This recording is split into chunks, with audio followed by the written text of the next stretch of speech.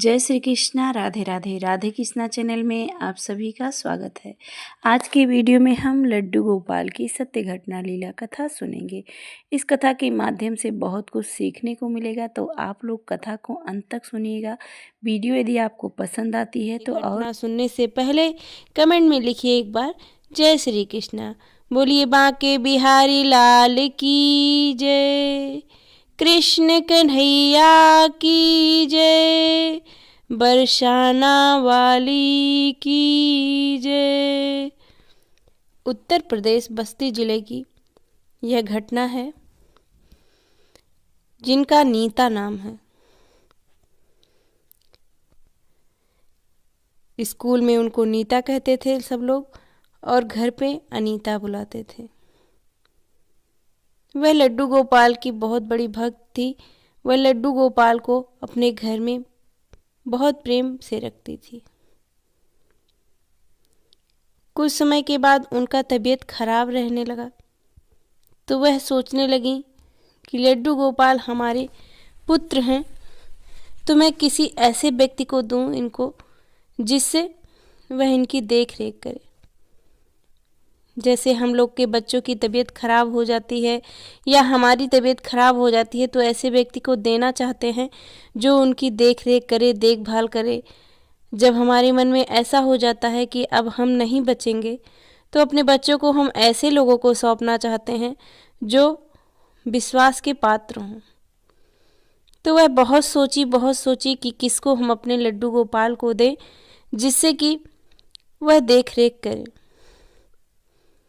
क्योंकि अनीता कैंसर की मरीज थी, उनको डॉक्टर जवाब दे दिए थे और कह दिए थे कि तुम्हारी मृत्यु कभी भी हो सकती है। वह बहुत परेशान रहने लगी और अपने गोपाल जी को देखती और उनके आंखों से आंसू थर थर निकलते, और लड्डू गोपाल से कहती, मैं आपको किसको दूं, किसके हाथ में सौंपूं जिससे आपका देख रेख करें। क्योंकि वह बचपन से ही लड्डू गोपाल की सेवा किया करती थी।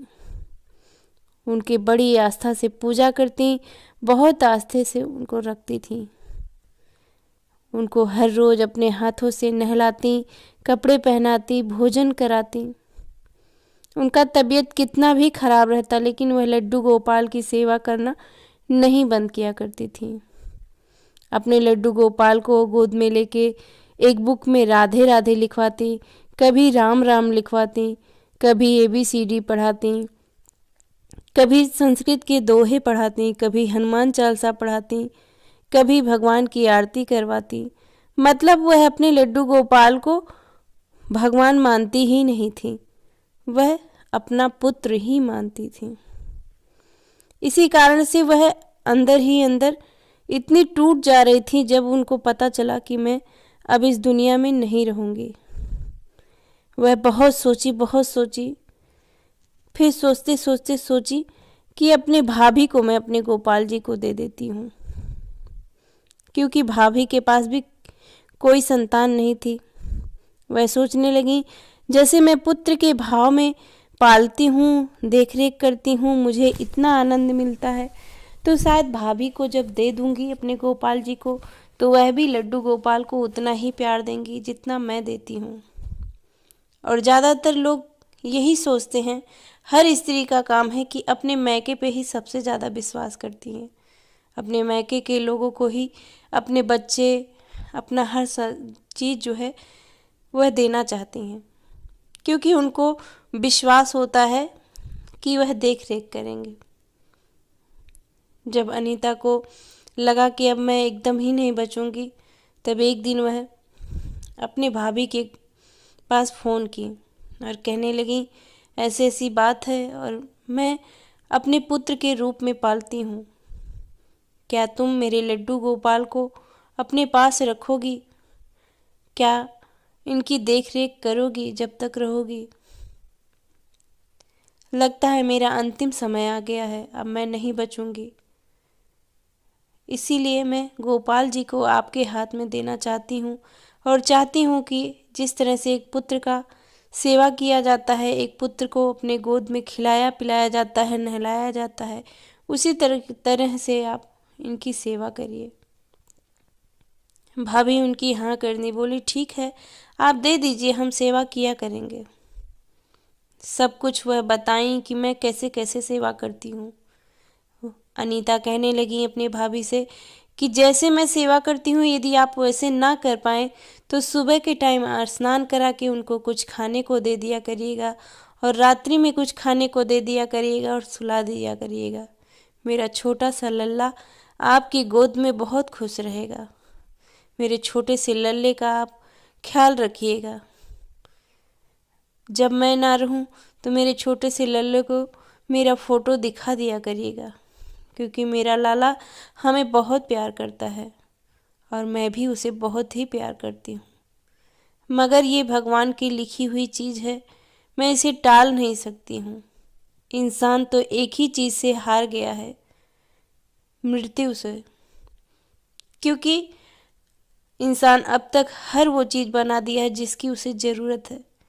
बस इसी चीज़ से हार जाता है कि किसी को धरती पर रोक नहीं सकता हमेशा हमेशा के लिए। भगवान ही इसे रोक सकते हैं। तो भगवान चाहते हैं कि मैं उनके पास चले जाऊं, तो इसीलिए मुझे अपने पुत्र को आपको देना पड़ रहा है। उनकी भाभी को ये सब बातें सुन के आंखों में आंसू भर आए और वह कहने लगी, नहीं ननद जी आप परेशान मत होइए, हम इनकी देख रेख बहुत अच्छे से करेंगे, आप बिल्कुल परेशान मत होइए। बस आप मुझे सब कुछ बता दीजिए, कैसे भोग लगाना है, कैसे सेवा करना है, कैसे स्नान कराना है, किस दिन क्या कपड़े पहनाना चाहिए, कैसे करना है। तो अनीता कहने लगी कि जब सर्दी आ जाए तो मेरे लल्ला का ध्यान रखिएगा, थोड़े गुनगुने पानी से स्नान कराइएगा। गुनगुने पानी से स्नान करके तौलिया से पोंछ दीजिएगा, क्योंकि यदि जल उनके शरीर पर रहने लगेगा तो काले पड़ने लगेंगे। इसी तरह से आप पोंछ के उनको वस्त्र पहना दीजिएगा। जब आग जले कहीं भी तो थोड़ी देर के लिए उनको भी बैठाइएगा, जिससे कि उनको सर्दी ना हो जाए। गर्मी आए तो उनको ठंडे पानी से स्नान कराइएगा और भोग लगाइएगा। उनके माथे पे थोड़ा सा चंदन गर्मी में ज़रूर लगाइएगा, सर्दियों में मत लगाइएगा, नहीं तो सर्दी लग जाएगी, क्योंकि चंदन जो होता है वह ठंडा होता है और गर्मियों में लगाएंगी तो शीतलता पहुंचाएगी। कभी कभी उनके पैरों का जब टाइम मिल जाए तो ज़रूर मालिश करिएगा। वैसे तो मैं रोज़ करती हूँ, लेकिन भाभी आप व्यस्त रहेंगी शायद काम में, तो आपको टाइम ना मिले, इसीलिए मैं इतना बड़ा सेवा नहीं बता रही हूँ। लेकिन कभी कभी यदि उनका पाँव दबाएंगी आप तो मेरा लल्ला बहुत खुश होते हैं, आपके घर में भी खुशहाली गूंजेगी। ये सब बातें सुन के वह सब खुश हो गई उनकी भाभी और कहने लगी, ठीक है आप जैसे बता रही हैं मैं वैसे ही सेवा करूँगी। जब भाभी उनकी अपने साथ लड्डू गोपाल को अपने घर ले आई, उनको मंदिर में बैठाई, थोड़ी देर बाद फ़ोन आ रहा है कि उनकी दीदी का देहांत हो गया, यानी कि अनीता जो थी वह भगवान के पास चली गई। उनकी भाभी सोचने लगी, इतना सारा तो मुझे बता दी है सेवा करने के लिए, कैसे मैं लड्डू गोपाल की सेवा करूँगी। उनकी भाभी सोचने लगी, यदि मैं इनका सेवा अच्छे से न कर पाऊँगी तो मुझे तो पाप लगेगा। ऐसा करती हूँ, इनको मैं किसी और को दे देती हूँ, जिससे वह सेवा करेगा, अच्छे से करेगा। वह क्या कि अपने भाभी के पास फ़ोन लगाई और कहने लगी, भाभी मेरे पास एक लड्डू गोपाल हैं, उनका आप सेवा करेंगी। वह कहने लगी, ठीक है दे दो, करेंगे। फिर वह बोली कि मैं इनका कपड़ा भी दे देती हूँ और आपको बताती हूँ स्नान कराने के लिए, जैसे जैसे वैसे स्नान करा दीजिएगा। बोले ठीक है। बोले सुबह के टाइम स्नान कराइएगा, दोपहर में भोग लगाइएगा, रात्रि में भोग लगाइएगा, रात्रि में शयन करा दीजिएगा। मतलब सारी विधि वह अपने भाभी को बता दी। पाप लगेगा इस डर से वो अपने भाभी को दे दी और यह बेचारी इनको दी थी। अनीता अपनी भाभी को दी थी और अनीता की भाभी जो थी वह अपने भाभी को दे दी। अब वह क्या की महिला जो अनीता की भाभी थी, वह लड्डू गोपाल को एक दिन दो दिन स्नान तो कराई, भोग भी लगाई, रात्रि में कभी सुलाती तो कभी भूल जाती। इस तरह से वह 2-4 दिन किए। फिर उनको तो बोझ लगने लगा। कहती जाने कौन सा मड़ मेरे माथे मड़ दी, अब मुझे इनको नहलाने के लिए रोज़ सुबह सुबह ही स्नान करना पड़ता है, और सर्दी आ गई है, सर्दी में मैं स्नान करूँगी, मेरा तबीयत खराब हो जाएगा। ऐसा कहते कहते वह परेशान हो गई। 2-3 दिन, 4 दिन, 5 दिन ऐसे करी, एकदम परेशान हो गई। उनको बोझ लगने लगे थे लड्डू गोपाल। ऐसा लगता जैसे मानो कितना बड़ा काम उनको मिल गया है और उस काम को करते करते वह थक जा रही हैं। एक दिन उनको क्रोध बहुत आया। वो क्या कि एक डिब्बे में बंद करके लड्डू गोपाल को ताले के अंदर बाकस में बंद कर दी। बोली इतना ज़्यादा झंझट तो मेरे बस की बात नहीं है। फिर वह सुबह 9-10 बजे उठती, आराम से उठती, खाना बनाती, खाती, इसी तरह से अपना जीवन यापन करने लगी। और लड्डू गोपाल जी बेचारे बाकस में। लड्डू गोपाल जी सोचने लगे कि मेरी माँ तो चली गई, क्योंकि वह भी माँ के समान ही अनीता को प्यार करते थे।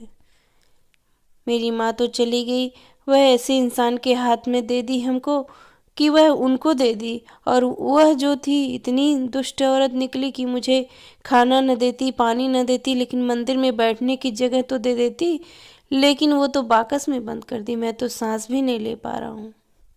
क्योंकि लड्डू गोपाल का पूजा जब कोई अच्छे मन से, सच्चे हृदय से करने लगता है तो लड्डू गोपाल जागृत हो जाते हैं। तो उनके लड्डू गोपाल जो थे वह जागृत थे।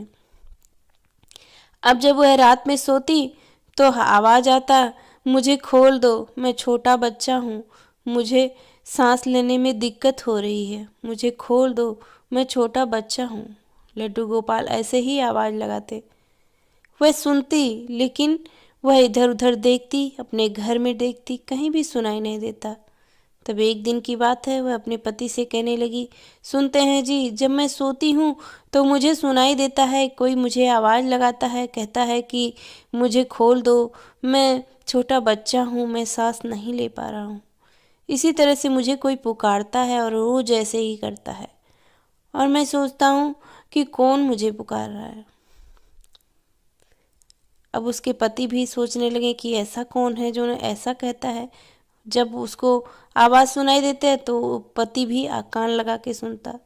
पति को भी सुनाई देने लगा कि हाँ, कोई बच्चे की आवाज़ है और वह कहता है कि मुझे खोल दो, मुझे सांस लेने में दिक्कत हो रही है।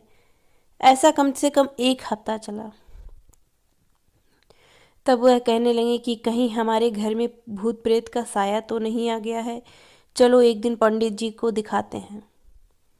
दोनों पति पत्नी पंडित जी के मंदिर गए।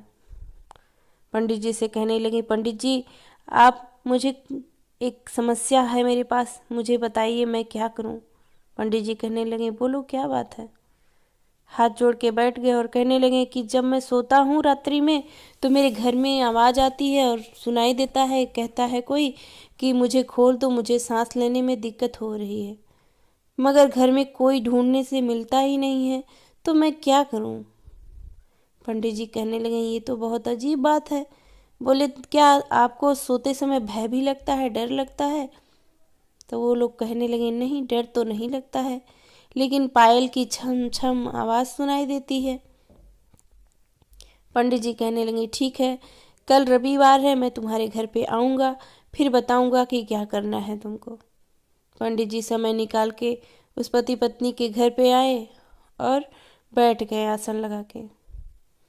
वह जल लेके आई पीने के लिए, पंडित जी मना कर दिए, क्योंकि उनका ताप बहुत ज़्यादा था। वह तपस्या से तुरंत जान गए कि इनके घर में लड्डू गोपाल को बंद करके रखा गया है। जब वह महिला पानी लेके पंडित जी के लिए आई तो वह तुरंत मना कर दिए। बोले, अरे मूर्ख, तेरे हाथ का पानी पीना तो पाप है, तेरे घर में मैं आ गया, मेरा आधा पुण्य नष्ट हो जाएगा। मुझे नहीं पता था तू इतनी पापिन है, नहीं तो मैं तेरे घर में कभी नहीं आता। इतना सुन के महिला आश्चर्य में पड़ गई। बोलने लगी, पंडित जी क्या बात है, मैंने क्या ऐसा पाप कर दिया है, आप ऐसा क्यों कह रहे हैं। पंडित जी कहने लगे, अरे मूर्ख, जगत के स्वामी को तुमने ताला के अंदर बंद कर दिया है, उनका पूजा पाठ करना, उनका सेवा करना तुझे बोझ लगता है। उसके बाद तू मंदिर जाती है, मेरे से कहती है कि मेरे घर में सुनाई देता है। लड्डू गोपाल छोटे बालक हैं, उनका रूप बालक का रूप है।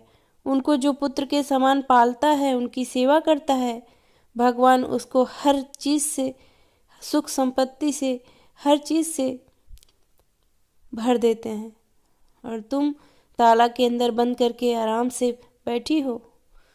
जब किसी को सेवा नहीं करना रहता तो लड्डू गोपाल को क्यों ले आता है अपने घर? तब वह कहने लगी, स्वामी पंडित जी, मैं लड्डू गोपाल को अपने घर नहीं लेके आई थी। फिर वह सारी बात बताने लगी, बोलने लगी। अनीता नाम की एक महिला थी, वह अपने भाभी को लड्डू गोपाल जी की सेवा करने के लिए दी, लेकिन वह डर की वजह से कि मुझे पाप न लगे, इसीलिए मुझे दे दी और कहने लगी तुम लड्डू गोपाल की सेवा करना। मैं भी उनकी भाभी हूँ, इसीलिए मैं मना नहीं कर पाई कि मैं नहीं कर पाऊँगी लड्डू गोपाल की सेवा। इसी वजह से मैं ले ली। लेकिन पंडित जी, मुझे सुबह बहुत नींद आती है और मैं जो है सोने में दिक्कत होता है। मैं इनको कैसे रोज़ स्नान कराऊँ, कैसे भोग लगाऊँ? हर रोज़ एक नया नाटक जैसा लगता है, बोझ लगता है और मुझे लगता है कि मैं किसी बंधन में हूँ जो मुझे बांध के रखा है। पंडित जी कहने लगे, मूर्ख, भगवान तुम्हें अवसर दिए थे, तुम्हें पूजा पाठ करने का अवसर दे रहे थे, अपना सेवा करने का अवसर दे रहे थे कि तुम्हारा सारा पाप नष्ट हो जाए, तुम्हारी गरीबी दूर हो जाए, तुम्हारे घर के सदस्य सब लोग अच्छे से खुशहाल रहे। लेकिन तुम्हें नर्क में जाना है तो तुम कैसे इस बात को समझोगी? इसीलिए तुमने लड्डू गोपाल को पेटी में बंद करके रख दिया। फिर वह कहने लगी, उसके पंडित जी की डांटी हुई बातें, कही हुई बातें कुछ असर की तो वह कहने लगी, पंडित जी मुझे क्षमा कर दीजिए और मुझे उपाय बताइए जिससे मैं लड्डू गोपाल के कोप से बच जाऊं। तब पंडित जी कहने लगे, इसका कोई उपाय नहीं है, तुम लड्डू गोपाल जी को बाहर निकालो, बाहर निकालने के बाद क्षमा मांगो। लड्डू गोपाल कृष्ण कन्हैया सबको क्षमा कर देते हैं, सबका भला करते हैं, सबकी सेवा करते हैं, शायद मान जाएं। फिर वह बाकस से लड्डू गोपाल को बाहर निकाली और क्षमा मांगने लगी, कहने लगी, हे लड्डू गोपाल, मुझे क्षमा कर दीजिए। उसके बाद गई, कटोरी में दूध लेके आई, दूध पिलाने लगी लड्डू गोपाल जी को। लड्डू गोपाल जी को दूध जो पिलाने लगी, लड्डू गोपाल जी एक कटोरी दूध फट से पी गए और लेके आई घर में से, और पी गए, और लेके आई और पी गए। दूध तो सारा खत्म हो गया। ऐसे ऐसे पंडित जी भी बैठे बैठे वहाँ पे सब कुछ देख रहे थे और उनकी आंखों से आंसू रुक ही नहीं रहे थे। वह कह रहे थे, हे प्रभु, आप लीला दिखाते हैं अपने भक्तों का, इस तरह से मैं जानता ही नहीं था। इस तरह से आप किसी की सेवा से प्रसन्न होके इतना जागृत हो जाते हैं, मुझे पता ही नहीं था। मैं इतने दिनों से तपस्या कर रहा था, मुझे आपका दर्शन नहीं हुआ, आपका लीला नहीं देखने को मिला। मगर हे प्रभु, आपको क्या हो गया है? आप क्या सोच के लीला दिखा रहे हैं? इतना कह के पंडित जी रोने लगे और लड्डू गोपाल को उठा के कहने लगे, हे लड्डू गोपाल जी, मैं धन्य हो गया, मेरे पाप सब नष्ट हो गए, आप मुझे मुक्ति दीजिए। तभी लड्डू गोपाल जी प्रकट हो गए और कहने लगे कि जो विधि विधान से मेरा सेवा करेगा, जो मुझे सुबह स्नान कराएगा, साफ वस्त्र पहनाएगा, मुझे लोरी सुना के सुलाएगा, मेरा सेवा करेगा, मुझे भोग लगाएगा, मेरा कीर्तन करेगा, मेरे सामने बैठ के राधा राधा नाम जपेगा, मैं उसका कभी भी किसी भी प्रकार से हानि नहीं होने दूंगा। यह सब सुन के पंडित जी कहने लगे, ठीक है, मैं आज से यही करूँगा, आपके नाम का प्रचार करूँगा, आपके नाम का गुणगान करूँगा, आपके नाम का कथा कहूँगा, आपके नाम का आरती करूँगा। ऐसा कह के पंडित जी हाथ जोड़ के खड़े हो गए और उस महिला को भी समझ में आ गया कि लड्डू गोपाल की सेवा हमें बहुत शिद्दत से करना चाहिए। जो सच्चे मन से, सच्चे हृदय से लड्डू गोपाल की सेवा करता है, उनकी देख रेख करता है, तो लड्डू गोपाल सबकी मनोकामनाएं पूरी कर देते हैं। तब से वह लड्डू गोपाल जी को अपने गोद में उठाई और क्षमा याचना की और अच्छे से अपने पुत्र के समान लड्डू गोपाल की सेवा करने लगी। धन धान्य से पुत्रवती हुई। वह उसके घर में किसी भी प्रकार की कोई कमी नहीं रह गई। उसके घर में धन की वर्षा होने लगी। इसी प्रकार से गांव के सभी सदस्य जान गए, सभी लोग जान गए कि लड्डू गोपाल की सेवा से हमें धन की वृद्धि होती है, पुत्र की प्राप्ति होती है। तब से सब लोग अपने अपने घर में लड्डू गोपाल जी को लाके रखने लगे, उनकी सेवा करने लगे। इनकी महिमा बहुत अपरंपार है। इस लीला को जो सुना है और जो दूसरे को भेजेगा या सुनाएगा, उसकी हर मनोकामनाएं पूरी हो जाएंगी। आशा करती हूँ लड्डू गोपाल की सत्य घटना आपको सत्य लगेगी तो कमेंट में जय श्री कृष्ण अवश्य लिखेंगे। मिलते हैं अगली वीडियो के साथ, तब तक के लिए नमस्कार। जय श्री कृष्ण। राधे राधे।